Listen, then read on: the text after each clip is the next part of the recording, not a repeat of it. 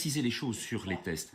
Si vous avez comme au printemps 100 millions de virus détectés dans un microlitre, ça veut dire un petit cube d'1 millimètre de côté, hein, c'est tout petit. Si vous avez 100 millions de virus, vous êtes dans les formes graves qui sont celles que nous avons connues au printemps. Actuellement, nous avons des tests qui permettent de détecter un virus dans la même quantité. Un virus, c'est-à-dire 100 millions de fois moins.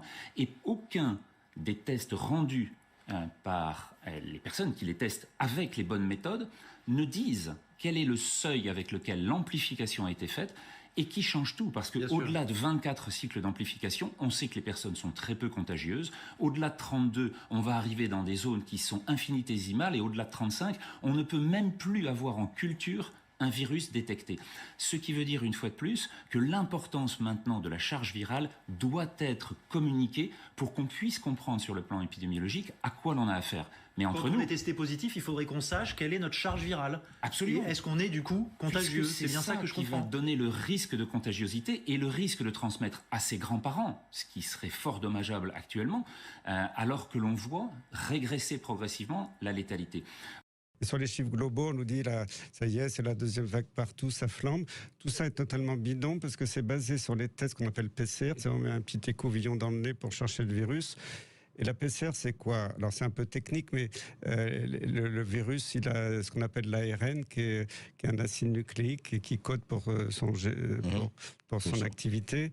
Comme on ne peut pas cultiver le virus, il y a une enzyme qui multiplie, comme une machine à tricoter, des millions de fois les petits fragments d'ARN qu'il y a dans le prélèvement. D'accord. Alors, normalement, tous les scientifiques disent il y a un certain nombre de cycles à faire pour faire cette technique. Il ne faut pas dépasser 20 cycles. Après, c'est totalement débile parce qu'on a plein de faux positifs. C'est-à-dire que tous les tests qui sont dits positifs sont négatifs.